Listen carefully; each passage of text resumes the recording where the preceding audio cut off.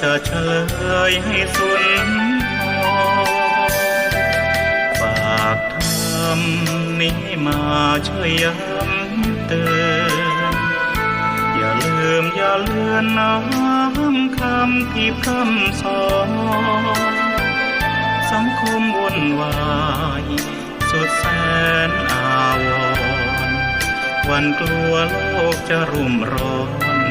วันธรรมจะลับลอย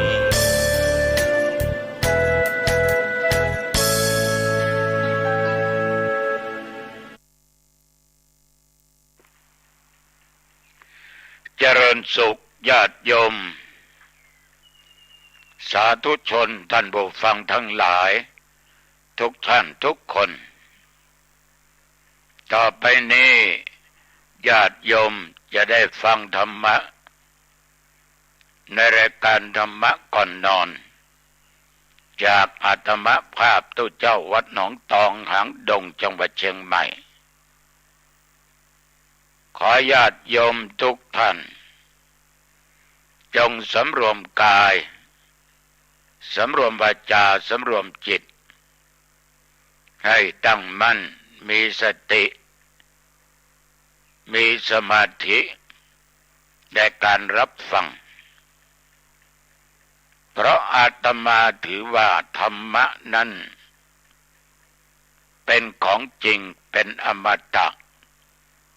เป็นสิ่งที่ไม่ตายถ้ามันเป็นสิ่งไม่จริงเป็นสิ่งตายในญาติโยมจะไม่มีมาถึง 2,560 กว่าปีแล้ว 2,560 กว่าปีนี้นับตั้งแต่วันที่องค์สมเด็จพระสัมมาสัมพุทธเจ้าท่านได้ดับขันธ์ปรินิพพานเราจะรู้ได้ว่าธรรมะของพระพุทธองค์นั้นเป็นสัตว์เป็นจริงเป็นอมตะจะมายกตัวอย่างนะเรื่องของพระไตรลักษณ์การเกิดการแก่การเจ็บการตายแก่เจ็บตายเป็นของจริงไหมเป็นอมตะไหมญาติโยมสัตว์ทุกตัวตนไม่ว่าสัตว์เดรัจฉานไม่ว่ามนุษย์ไม่ว่าวัตถุสิ่งของย่อมจะมีการเปลี่ยนแปลงแม้แต่หินก็มีการเปลี่ยนแปลงต้นไม้ก็มีการเปลี่ยนแปลงอะไรก็มีการเปลี่ยนแปลงปัจจัยเงินทองสิ่งของทุกชนิดที่ดินเกหสถานบ้านที่อยู่มีการเปลี่ยนแปลงทั้งนั้นมันเป็นอนิจจังไม่เที่ยงแท้แน่นอนเมื่อมีเกิดมาก็ต้องมีแก่ค่ำคร่าเหมือนกับยมอัตมภาพเราทั้งสองฝ่ายนี้ตัวเจ้าหนองตองพูดมา 3-4 นาทีโอ้แก่ไปตั้ง 4-5 นาทีวันนี้กะพูด40 กว่านาทีก็คงจะแก่ไปข้างหน้าอีก40 นาทีแต่มันยังไม่ถึงนี่มันเป็นสัจจะมันเป็นความเป็นจริงความเจ็บมันก็เป็นความเป็นจริงไม่มีใครจะรอดพ้นไปได้ซึ่งความเจ็บไม่ว่าสัตว์และคนคำว่าไม่เจ็บไม่ป่วยไม่เมื่อยไม่ไข้ไม่ปวดมันไม่มีแม้แต่ญาติโยมและอาตมาภาพนั่งบรรยายให้ญาติโยมได้ฟังธรรมะก่อนนอนนี้ตัวเจ้าหนองตองก็ต้องปวดแข้งปวดขาปวดบั้นเอวปวดตรงนั้นปวดตรงนี้เวลานั่งบันทึกเสียงธรรมะนี่ก็ต้องบันทึกในตอนเย็น อากาศก็ร้อนเปิดพัดลมก็ไม่เย็นเพราะมันนั่งบันทึกเสียงธรรมะตอนเวลาออกกำลังเสร็จเรียบร้อยจะมาออกกำลังทุกวันนะโยมนะตั้งแต่ออกจากโรงพยาบาลมาเดินได้ไม่มีวันหยุดเพราะอาตมาถือว่าสัจจะคือความจริงมันจะรักษาสิ่งที่เป็นจริงให้แก่ชีวิตเราได้อาตมาเดินทุกวันวันนี้ก็เดินมาแล้วได้กิโลกว่าก็มาอัดรายการธรรมะก่อนนอนเนี่ยโยมทั้งหลายความเป็นจริงคือหลักคำที่พุทธเจ้าทรงสอนแต่ทุกสิ่งทุกอย่างไม่จีรังยั่งยืนเมื่อมีแก่ต้องมีเจ็บไม่เจ็บมันก็ต้องมีไปคือแตกสลายดับไปในที่สุดตายไปในที่สุดต้นไม้ก้อนหินก้อนกรวดอะไรต่างๆวัตถุสิ่งของทั้งเคลื่อนไหวได้เคลื่อนที่ได้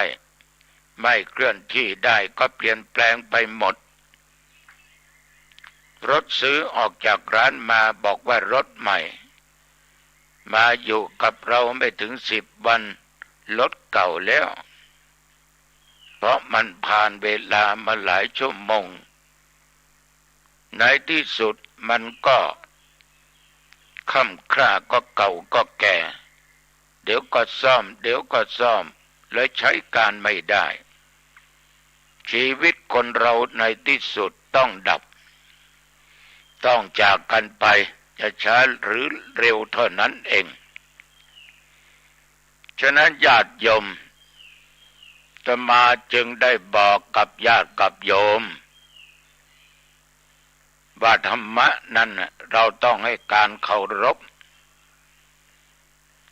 เราต้องสงบกายสงบวาจาสงบจิตใจการฟังจึงจะได้บุญการฟังจึงจะได้ปัญญาญาติโยมรายการนี้มีเป็นประจำทุกวันอังคารตั้งแต่เวลาเดี๋ยวนี้เป็นต้นไป1 ชั่วโมงโดยประมาณ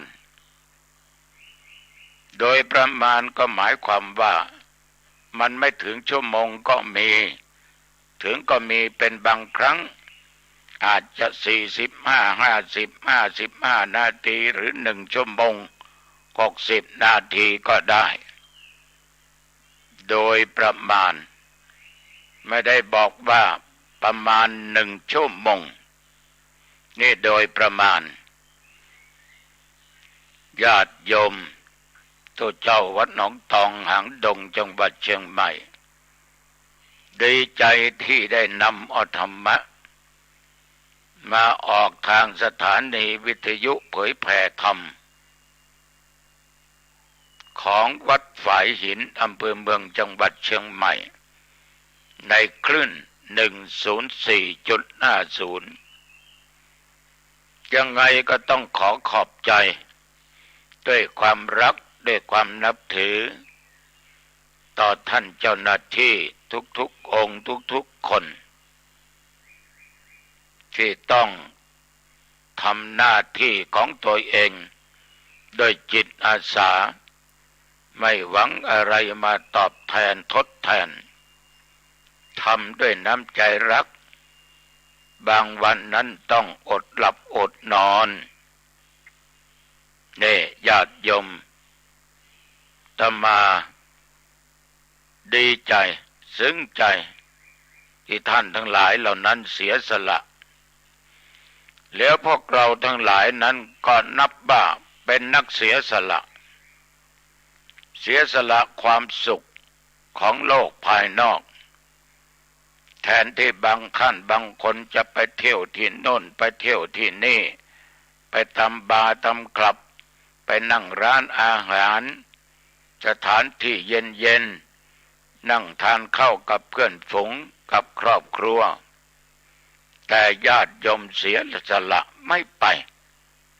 วันนี้จะฟังรายการธรรมะก่อนนอนจากตู้เจ้าวัดหนองตองต้องขออนุโมทนาขอบใจนะแต่ใครจะฟังตู้เจ้าก็ไม่รู้อย่างไรก็ตามญาติโยมท่านผู้ฟัง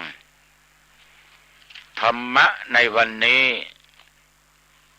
อาตมาได้นำเอาเรื่องเกี่ยวกับการคารวะการเอื้อเฟื้อการเผื่อแผ่การเคารพซึ่งกันและกัน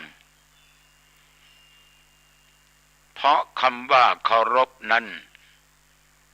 มันเป็นวัฒนธรรมประการสำคัญของพี่น้องชาวไทยเราทั้งหลายใครมาสู่บ้านมาสู่สถานที่เราก็จะต้องการให้การต้อนรับให้การเคารพไม่ว่าทางกายทางวาจาและจิตใจฐานะท่านทั้งหลายเป็นชาวพุทธสิ่งที่ท่านทั้งหลายจะต้องเคารพตามหลักธรรมในหนังสือนวโกวาทมี6 ข้อ 6 อย่างด้วยกัน 1. ความเอื้อเฟื้อในพระพุทธเจ้าในพระธรรมในพระสงฆ์ในการศึกษาในความไม่ประมาทในการปฏิสันถานคือต้อนรับปราศัยประการสำคัญภิกษุเราทั้งหลายและญาติโยมในฐานะที่เป็นพุทธบริษัทบาศกบาสิกาควรทำความเคารพ 5-6 คำนี้ให้มีอยู่ในจิตในใจของพวกเราการเอื้อเฟื้อในพระพุทธเจ้าญาติโยมความเคารพนี้เราถือเป็นสิ่งสำคัญที่พวกเราทั้งหลายพึงจะต้องใส่ใจและปฏิบัติด้วยความเอื้อเฟื้อโดยความหนักแน่นจริงใจหรือการตระหนักถึงคุณค่าในความสำคัญของแต่ละอย่างแต่ละบุคคลตลอดจนคุณสมบัติของบุคคลหรือสิ่งที่ควรเคารพแล้วแสดงกิริยานอบน้อมเทิดทูนไว้สูงเหนือกว่าตนเองไม่ใช่เคารพเพียงแต่กายวาจาต้องเคารพไม่ใช่เคารพเพียงแต่วาจากับกายจิตใจจะต้องเคารพพุทธคารวตาการเคารพในพระพุทธเจ้าญาติโยมทำไมจำเป็นต้องเคารพพระพุทธเจ้าถ้าญาติโยมนึกย้อนหลังไปเราจะรู้ทันทีว่าพระพุทธเจ้านั้นก่อนจะมาตรัสรู้เป็นพระสัพพัญญูได้ต้องบำเพ็ญบารมีมาหลายภพหลายชาติจนมาเป็นชาติของสิทธัตถะเป็นลูกกษัตริย์ในเมืองกบิลพัสต์มีพระเจ้าสลีสุทโธทนะและพระนางสิริมหามายาเป็นบิดาและมารดาหลังจากที่สิทธัตถกุมารนั้นได้อภิเษกสมรสกับพระนางพิมพาหรือยโสธราจนมีโอรสด้วยกัน1 คน 1 พระองค์คือ เจ้าชายราหุลเจ้าชายสิทธัตถะนี้ญาติโยมได้เสด็จออกทรงผนวดเมื่อมีพระชนมายุครบ29 พรรษา29 ปีสาเหตุที่ได้เสด็จออกทรงผนวดเวลากลางค่ำกลางคืนญาติโยมท่านผู้ฟังท่านได้เห็นเทวทูตทั้งสี่เห็นคนแก่เห็นคนเจ็บเห็นคนตายแล้วทรงเห็นนักบวชคือสมณะนักบวชนั่งสงบนิ่งเจ้าชายพึงพอใจในการเป็นนักบวชในคืนนั้นญาติโยมทั้งหลายพระนางยโสธราประสูติโอรสพระองค์กำลังเพลิดเพลินดูนางรำทั้งหลายทั้งเต้นทั้งลำทั้งขับร้องประกมดนตรีต่างๆจนบรรทมไปผู้แสดงทั้งหลายก็เลยหยุดนอนหลับกันแต่ละนางนั่นนอนญาติโยมบางคนบางนางนอนคว่ำนอนหงายตะแคงซ้ายตะแคงขวาเอาแข้งขาพาดกันไปมาบางคนก็นอนเสียงโกรนบางคนปล่อยน้ำลายน้ำมูกไหลออกมาทางทวารเจ้าชายสิทธัตถะตื่นบรรทมมาเห็นแล้วตกอกตกใจสังเวชมากๆดูแล้วดุจซากศพในป่าช้าในคืนนั้นจึงได้เสด็จออกทรงผนวดพร้อมนายชนะม้ากันทักบวชแล้วก็แสวงหาโมกขธรรมเพื่อรู้ความเป็นจริงเพื่อรู้ความพ้นจากความทุกข์ไม่ต้องเวียนว่ายตายเกิดอยู่ในวัฏสงสารแห่งนี้จนรู้ความเป็นจริงอริยสัจสี่เมื่อพระองค์นั้นมีพระชนมายุได้35 ปีญาติโยมการสำเร็จเป็นพุทธเจ้าของพระองค์นั้นได้รู้สิ่งที่เป็นจริงอริยสัจสี่มีทุกข์สมุทัยนิโรธมรรคแล้วได้นำพระธรรมคำสอนหลายอย่างแสดงโปรดปัญจวัคคีย์และคนทั่วไปพระองค์ได้ดับขันธ์ไปเมื่อพระชนมายุ80 ปีพี่น้องญาติโยมท่านผู้ฟัง45 ปี45 พรรษานั้นพระองค์ทำงานหนักมากไหนจะไปเทศน์จะไปพูดแสดงธรรมแก่ประชาชนแก่ภิกษุสามเณรแก่พระราชามหากษัตริย์ตอบปัญหาเหล่าเทพพยดาทั้งหลายบางครั้งพระองค์ต้องเดินทางไปไกลแสนไกลยากลำบากแต่พระองค์ไม่ทรงเห็นแก่ความเหน็ดเหนื่อยไม่ล้าทรงมีพระเมตตาธรรมกรุณาธรรมไปแสดงธรรมทุกหนทุกแห่งขนาดองคุลิมานเป็นมหาโจรอันยิ่งใหญ่เห็นใครต้องฆ่าเห็นใครต้องฆ่าได้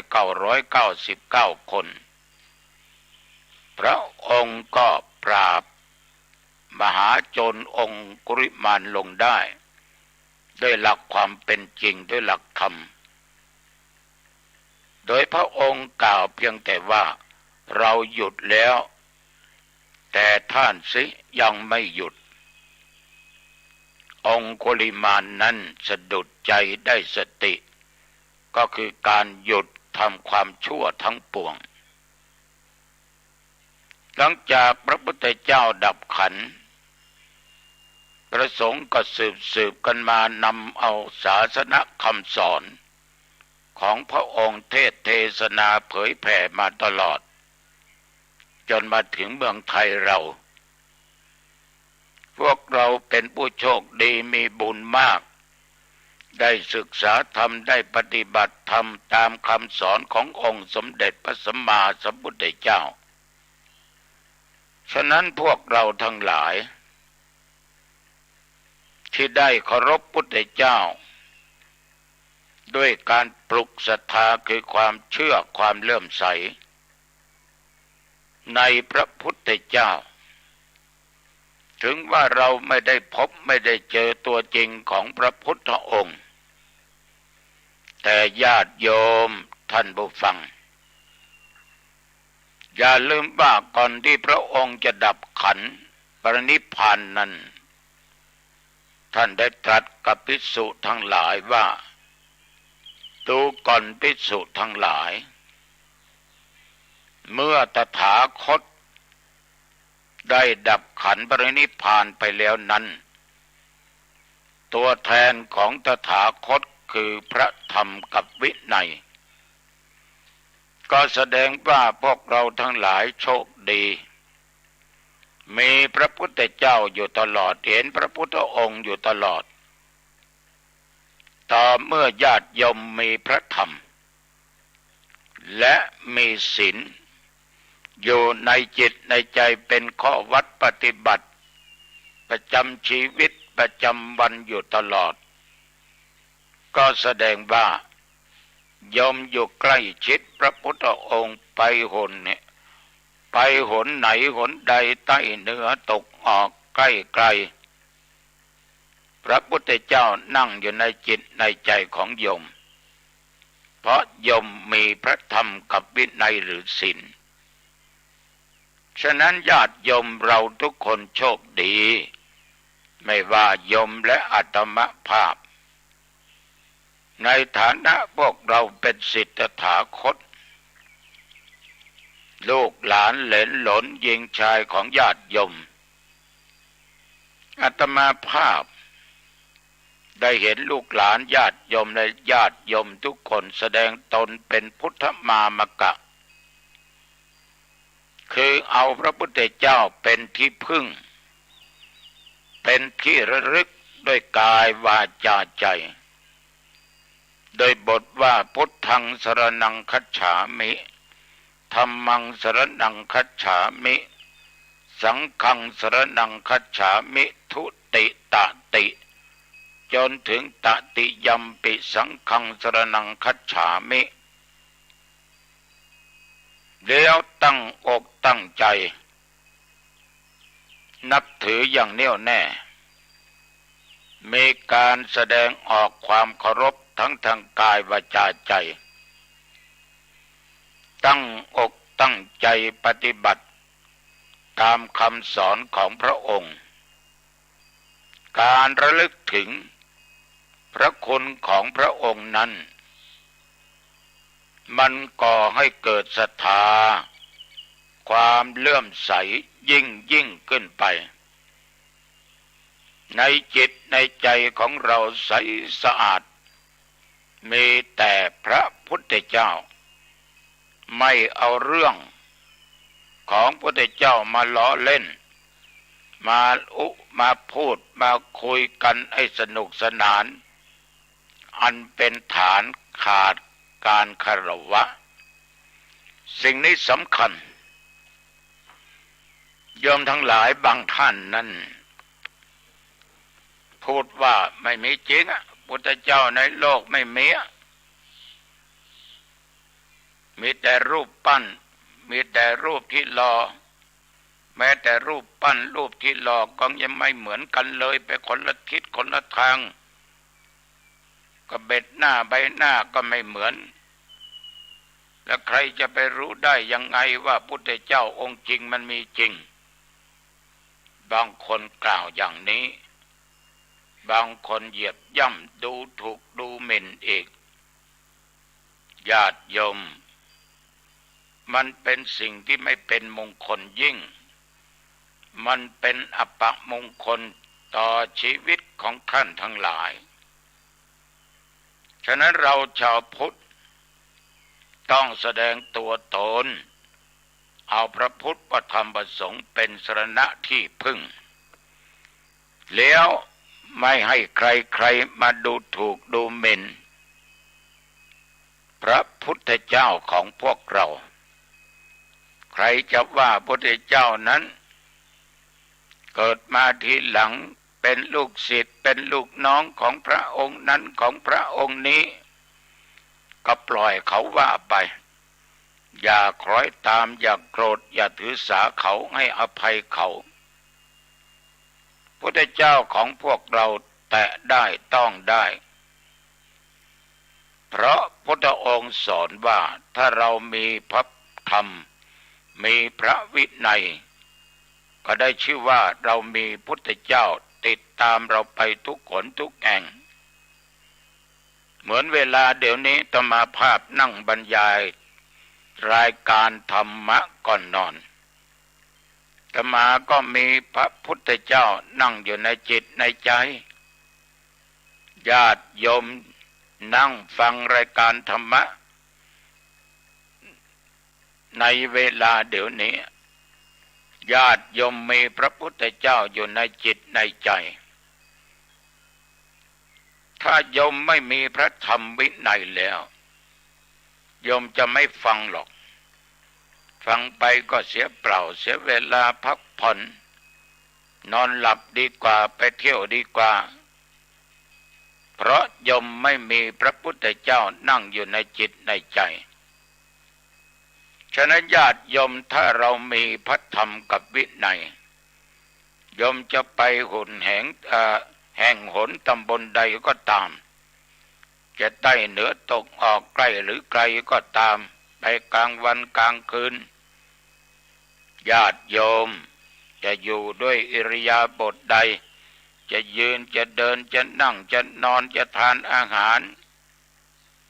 จะเรียนหนังสืออ่านหนังสือพระพุทธเจ้าก็นั่งอยู่ในจิตในใจของญาติของโยมอยู่เสมอฉะนั้นสาธุชนญาติโยมเราทุกคนควรบูชาควรให้การเคารพท่านเป็นถึงลูกกษัตริย์แต่ท่านเสียสละทรัพย์สมบัติตำแหน่งหน้าที่แก้วแหวนเงินทอง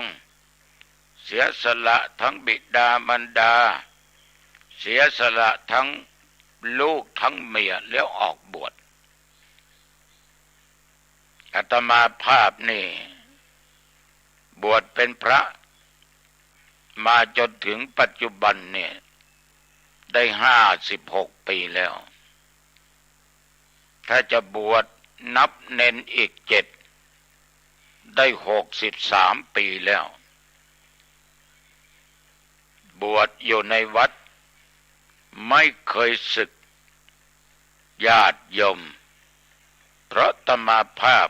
เคารพในพระพุทธเจ้ามีความเชื่อมั่นในพระองค์เราเคารพพุทธเจ้าแล้วต้องเคารพในพระธรรมพระธรรมอันเป็นศาสนคำสอนของพระพุทธองค์84,000 พระธรรมขันธ์ญาติโยมธรรมย่อมนำบุคคลผู้ประพฤติปฏิบัติให้ไปสู่ทางดีทางเจริญก้าวหน้าคนไหนมีธรรมะอยู่ในจิตในใจญาติโยมคนนั้นจะมีแต่ความเจริญก้าวหน้ายุคปัจจุบันอะไรก็แพงน้ำมันก็แพงอาหารการกินก็แพงวัตถุสิ่งของทุกอย่างแพงหมดเมื่อวัน2 วันมีโยมไปถวายขันข้าวโยมเขาเป็นพ่อค้าแม่ขายเนื้อสัตว์อาตมาก็ถามหลังจากให้พรแล้วว่า คุณโยมเป็นยังไงค้าขายโยมตอบว่าโอ้เนื้อหมูก็แพงเนื้อควายก็แพงหลวงพ่อแล้วก็หาคนซื้อไปทานยากเดี๋ยวนี้ขายวันละกี่ตัวละโยมวันละ1 ตัวที่ผ่านมานั้นขายวันละ3 ตัว4 ตัวหมดตั้งแต่ตอนเช้าอันนี้1 ตัวในหมดยากเพราะราคามันขึ้นน้ำมันพืชน้ำมันหมูน้ำมันอะไรทุกชนิดแพงหมดญาติโยมทั้งหลายผ้าผ่อนท่อนสบายผ้าตุพระเน้นก็ขึ้นราคาเอาทุกสิ่งทุกอย่าง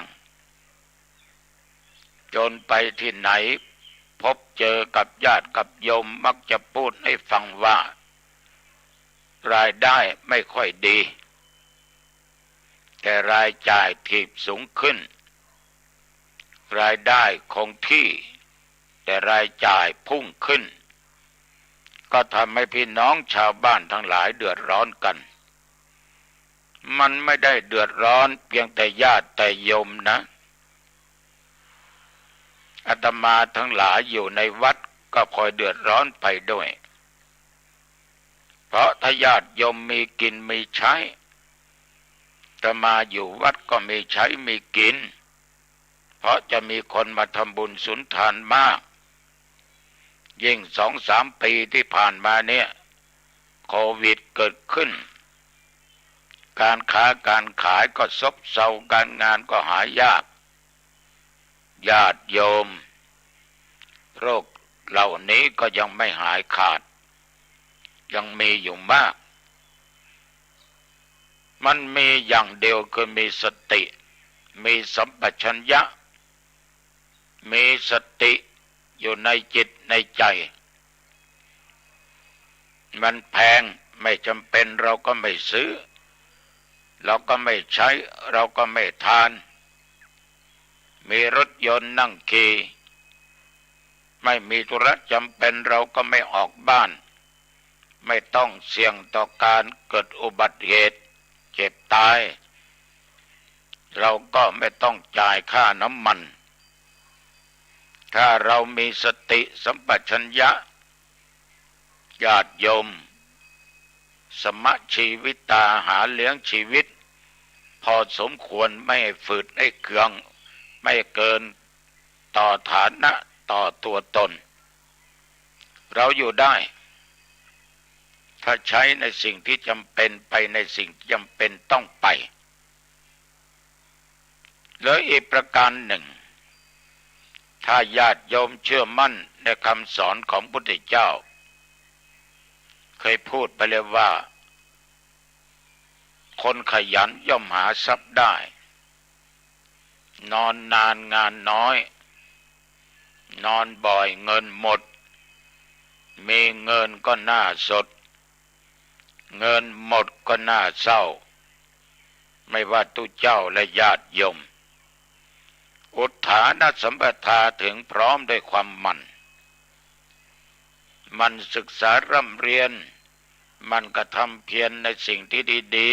ๆมันทำการทำงานญาติโยมถ้าเรามีความขยัน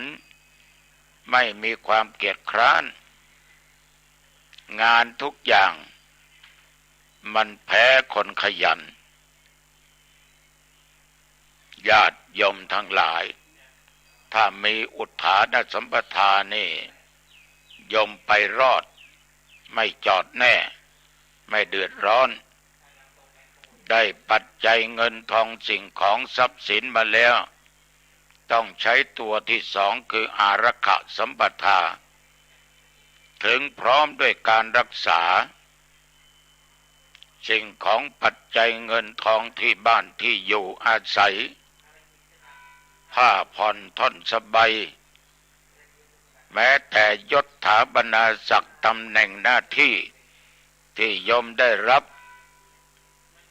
ไว้วางใจจากบุคคลอื่นจากหัวหน้าจากรัฐบาลต้องรักษาตำแหน่งเราไม่ทุจริตต่อหน้าที่เราก็อยู่ได้ ถ้าเรามีธรรมะรู้จักเก็บรู้จักรักษาญาติโยมแต่ไม่ได้หมายความว่าเพียงแต่เก็บแล้วไม่ใช้จ่ายไม่กินไม่ใช้ไม่ใช่จะต้องใช้ต้องกินต้องทำบุญสุนทานไปตามอัตภาพของตัวเองอีกประการหนึ่งการคบเพื่อนฝูงนี่ก็สำคัญเพื่อนดีเป็นสีแก่ตัวเพื่อนที่ชั่วจะพาตัวเองมัวหมองน้องตองรับประกันได้ว่าโยมนั่งฟังนี้ได้ดีเพราะเพื่อนชักชวนเชิญชวนชี้แนะชี้นำทางดีโยมก็ไม่อดไม่อยากโยมก็อยู่ในตำแหน่งดีค้าขายก็ไม่ทุจริตมีแต่สุจริตธรรมบางคนคบคนผ่านไปหาผิดชักจูงไปในทางอบายมุขเป็นนักเลงสุราเมลัยสิ่งเสพติดกัญชาเฮโรอีนยาบ้ายามะเราไม่เคยเสพไม่เคยดื่มก็ชี้แนะชี้นำให้ดื่มอย่างนี้เสพอย่างนี้จะมีความสุขอย่างนั้นลืมความทุกข์ยากหมดอย่าไปฟังคนอัธพาลคบคนให้ดูหน้าซื้อผ้าดืนให้ดูเนื้อซื้อเสื้อให้ดูลายญาติโยมต้องระวังในการคบเพื่อนต้องมีมิตรที่ดีสมะชีวิตตาหาเลี้ยงชีวิตพอสมควรไม่ให้ฝืดไม่ให้เคืองใช้จ่ายตามฐานะตามอัตภาพของตัวเองไม่สุรุ่ยสลายฟุ้งเฟ้อรู้กฎรู้เกณฑ์ญาติโยมถ้าเราปฏิบัติตามหลักธรรมะคำสอนของพุทธเจ้าธรรมาว่าไม่อดไม่อยากไม่ทุกข์ไม่ยาก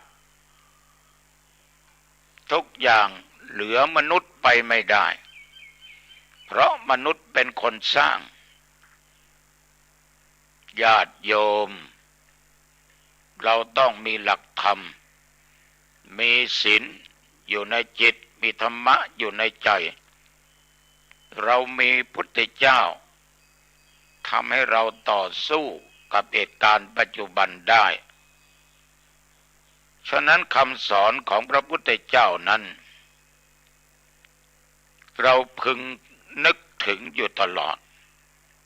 แล้วนึกถึงพระคุณของพระธรรม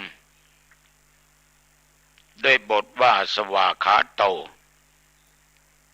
แล้วก็มันศึกษาในพระธรรมคำสอนของพระพุทธองค์ไม่ใช่ว่าศึกษาเปล่า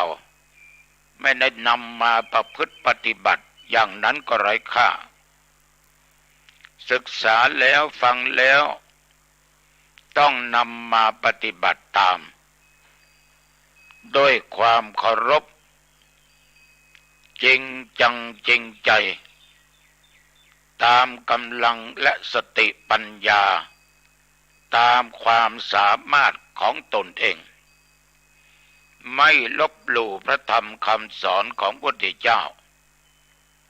เหมือนโยมบางคนมักพูดว่าฟังคำธรรมกินพริกนำกับข้าวสู้ฟังคำขี้เหล้าบ่ได้กินชิ้นลาบถึงวัน ฟังคำธรรมจักได้กินของล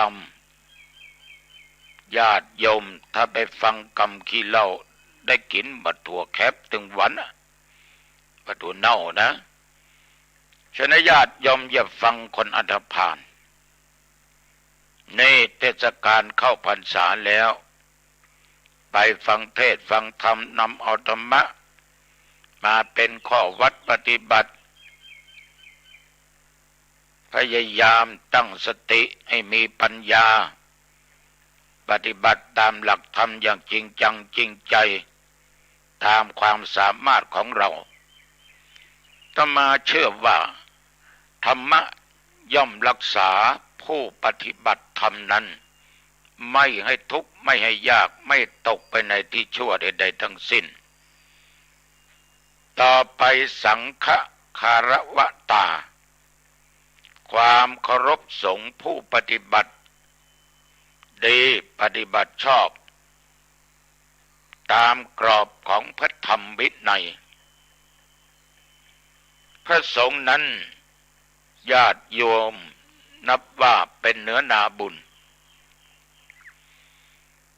พระพุทธเจ้าบอกทางให้พระธรรมชี้นำทางพระสงฆ์นำทางที่พุทธเจ้าและพระธรรมบอกชี้ให้นำปฏิบัติแล้วนำญาติโยมให้พ้นจากความทุกข์พระสงฆ์ก็คือบุคคลทั่วไปที่เป็นคฤหัสถ์ชาวบ้านเข้ามาบวชเพราะเกิดศรัทธาความเลื่อมใสเสียสละการเป็นฆราวาสชาวบ้านมาบวชอาตมานี่บวชเน้นเมื่อปี03บวชตุเจ้าเมื่อปี09อยู่มาตลอดทุกวันนี้ไม่เคยจะสึกออกไปเป็นคฤหัสถ์หรือชาวบ้านเพราะเรามีพระพุทธธรรมนั่งอยู่ในจิตในใจสงฆ์โดยสมมุติคือสมมุติสงฆ์ก็เหมือนพระสงฆ์ทั่วๆไปอริยสงฆ์ก็คือพระสงฆ์ที่เป็นอริยเจ้าตั้งแต่โสดาบันเป็นต้นไปตามหลักธรรมวินัยนั้นสงฆ์อีกอย่างหนึ่งถ้ามีองค์เดียวเรียกว่าบุคคล2-3 องค์เรียกว่าคณะ4 องค์5 องค์ขึ้นไปนั่นคือสงฆ์สามารถทำกิจทำสังฆกรรมได้แต่องค์เดียวทำสังฆกรรมไม่ได้รับกฐินก็ไม่ได้ญาติโยมท่านผู้ฟังทั้งหลายพระสงฆ์ท่านเข้ามาบวชก็ต้องศึกษาตามพระธรรมวินัยไม่ได้อยู่เหมือนกับญาติโยมบางคนพูดว่าเป็นกาฝากของสังคมบ้างกินแล้วก็นอนก็ลุกมากินหลับวันยังค่ำการงานไม่ทำมัวแต่ไปรับทานอย่างเดียวเอาอย่างเดียวไม่เห็นทำอะไรญาติโยมพระสงฆ์ทุกรูปต่างมีหน้าที่มากมาย 1. ปกครองคณะสงฆ์ปกครองลูกศิษย์ลูกหาลูกโยมหน้าที่ของพระสงฆ์ดังอาตมาภาพและพระสงฆ์ทั่วไป 2. ให้การศึกษาพระสงฆ์ท่านเข้ามาบวชท่านก็ต้องศึกษาดังที่กล่าวอาตมาภาพพูดเสมอว่าทุกวันนี้ท่านทั้งหลายที่เรียนปริญญาธรรมจนถึงปริญญาธรรมสูงสุด9 ประโยคถ้าไม่ได้ท่านเหล่านี้เราคงไม่ได้ศึกษาธรรมะเป็นภาษาไทยแบบง่ายๆท่านทั้งหลายที่ศึกษามาแปลภาษามคธภาษาบาลีเป็นภาษาไทยจะมาจะยกตัวอย่างเอาในมงคลสูตรอเสวนาจะพาลนังปันดิตานันจะเสวนาปูชาจะปูชานิยานังเอตมังคลมุตตมังถ้าไม่มีท่านผู้รู้แปลเราก็ไม่รู้นะอะไรก็ไม่รู้แต่นี้ท่านแปลมาแล้วการไม่คบคนผ่านคบบัณฑิตบูชาสิ่งที่ควรบูชาเป็นมงคลยิ่งนะเพราะมีท่านที่ได้ศึกษามาแปลให้พระสงฆ์ นอกจากการศึกษาแล้วการเผยแผ่ทำไมไม่มีพระสงฆ์ศึกษาและนำธรรมะมาปฏิบัติและออกเผยแผ่ญาติโยมก็ไม่ได้ยินธรรมะอันเป็นหลักธรรมคำสอนของพระพุทธเจ้าเมื่อรายการธรรมะก่อนนอนเนี่ยญาติโยมถ้าตุเจ้าวัดหนองตองไม่นำเอาหลักคารวะ6มาพูดโยมก็ไม่รู้เรื่องแต่โยมที่ได้ศึกษาได้ยินได้ฟังได้ปฏิบัติโยมจะรู้แก่นแท้ฉะนั้นคนที่ไม่รู้ก็มีเยอะรู้ก็มีมากอยู่แต่พระสงฆ์ท่านก็นำเอาธรรมะไปเผยแผ่เหมือนกับศาสนธรรมคำสอนของพระพุทธเจ้าเข้ามาในประเทศไทยเราในแถบสุวรรณภูมิก็มีพระมหาเถระ2 องค์นำเอาพระธรรมนำเอาพระไตรปิฎกมาเผยแผ่ในประเทศไทยเราทั้งหลายจึงได้ศึกษาจึงได้เรียนรู้ได้นำปฏิบัติฉะนั้นญาติโยมท่านผู้ฟังทั้งหลายทุกวันเนี่ยพระสงฆ์ก็เผยแผ่ธรรมออกตามสถานีวิทยุต่างๆธรรมานี่ตั้ง7-8สถานีด้วยกันนะหลายรูปหลายองค์ที่ออกรายการธรรมะทางสถานีวิทยุนี่คลื่น 104.05.50 ก็ไม่ใช่มีแก่ตุเจ้าวัดหนองตององค์เดียวมีพระสงฆ์เสียสละมาออกรายการหลายรูปด้วยกันพระสงฆ์ท่านเหล่านี้ทำการทำงานไม่เห็นแก่ลาภสักการะไม่เห็นแก่อมิตรสินจ้างไม่หวังยศถาบรรดาศักดิ์ท่านตั้งใจถ่ายทอดธรรมะให้แก่ญาติแก่โยมทั้งหลายเป็นหน้าที่ของพวกเราที่ต้องนำธรรมะมาเผยแผ่นอกจากนั้นพระสงฆ์ยังช่วยนำญาติโยมพัฒนาวัดวาอารามเสนาสนะต่างๆญาติโยมก็ให้การอุปถากอุปถัมภ์รับเป็นเจ้าภาพสร้างโน่นสร้างนี่ธรรมาภาพปัจจุบันก็สร้างสถานที่ศึกษาธรรมปฏิบัติธรรมกำลังสร้างศาลาที่ปฏิบัติธรรมแล้วจะสร้างห้องน้ำสร้างกุฏิหลังเล็กๆอีกสร้างไปแล้วคือวิหารกุฏิรับรอง1 หลังและจะปรับสถานที่สาธารณูปพระสงฆ์ท่านก็ปฏิบัติกันอยู่สาธารณสงเคราะห์พระสงฆ์ท่านไม่ใช่รับอย่างเดียวท่านก็ช่วยเหลือสังคมช่วยเหลือหน่วยงานราชการเหมือนปัจจุบันนี้ญาติโยมส่วนราชการบ้านเมืองมาขอพระสงฆ์ตั้งแต่ระดับจังหวัดขอช่วยซ่อมบ้านสร้างบ้าน45 หลังเพื่อถวายเป็นพระราชกุศลแด่องค์สมเด็จพระนางเจ้าสิริกิติ์พระบรมราชินีนาถพระราชชนีพันปีหลวงที่พระองค์จะมีพระชนมายุครบ90 พรรษา90 ปีในวันที่12 เดือนสิงหาคม 2565บางอำเภอได้2 หลังบางอำเภอ1 หลังบางอำเภอ3 หลังพระสงฆ์ท่านก็ระดมทุนกันในฝ่ายพระสงฆ์แต่ละอำเภอซ่อมบ้านสร้างบ้าน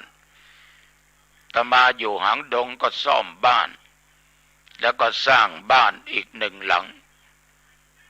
ญาติโยมก็ใจบุญช่วยกันสนับสนุนหน่วยงานองค์กรต่างๆหน่วยงานราชการฉะนั้นพระสงฆ์ทำงานสาธารณสงเคราะห์ช่วยเหลือสังคมไฟไหม้น้ำท่วม หนาวจัดมาก็หาผ้าห่มไปแจกไปจ่ายทุกสิ่งทุกอย่างญาติโยมพระสงฆ์ไม่ได้อยู่เฉยๆดังที่ญาติโยมได้พูดได้จากันแต่พระสงฆ์ทำงานทุกวันเหมือนกับปิดทองหลังพระ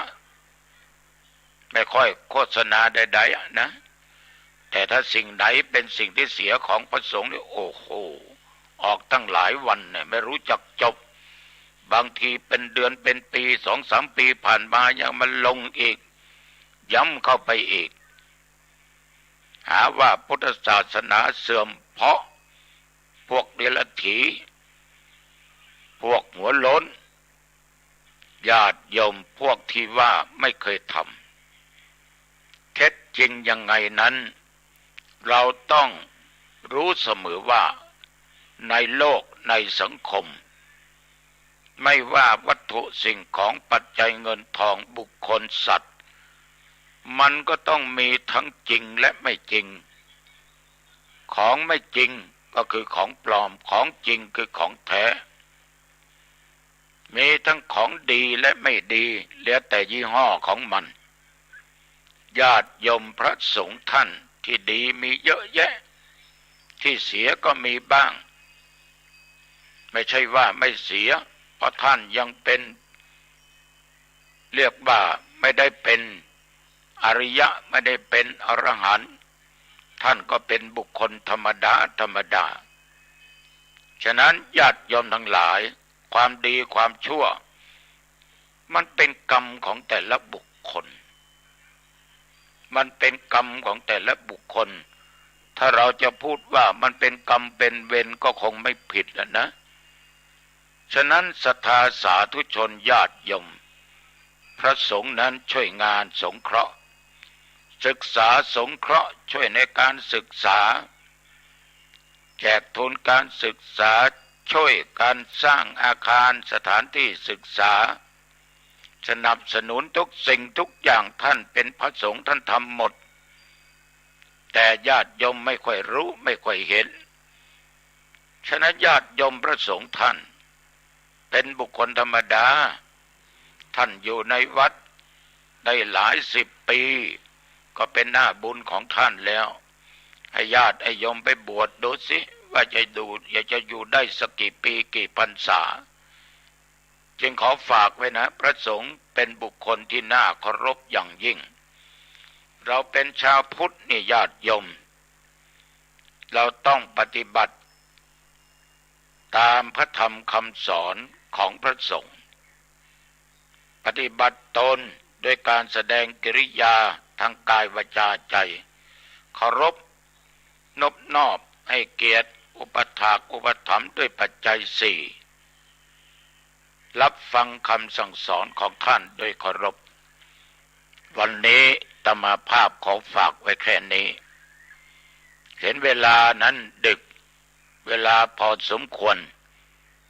เอาญาติโยมปิดประตูบ้านขึ้นบ้านไปปิดประตูเรียบร้อยปิดหน้าต่างเก็บของมีค่าของไหนใช้พรุ่งนี้ก็เตรียมไว้ที่รู้ที่เห็นได้ง่าย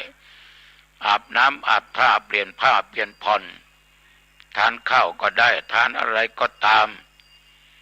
แล้วก็เข้าห้องพระเข้าห้องนอน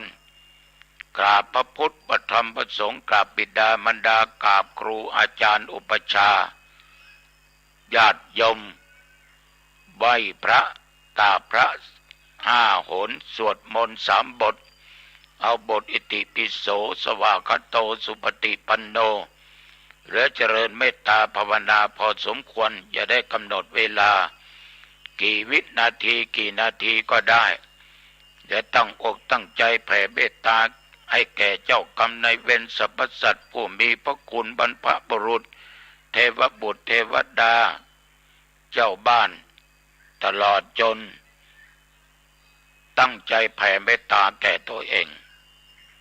ข้าพเจ้าเกิดมาชาติไหนชาติใดอันว่าความทุกข์ความยากความจนความอดความกั้นยากอดอยากต่าง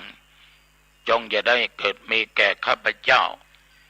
เกิดมาชาติไหนขอได้พบชาติของพระอริยเมตไตร แล้วโยมก็หลับสบายตื่นมาก็สบายสดชื่นอายุวันโนสุขังพลังพบกันใหม่โอกาสหน้าเจริญพร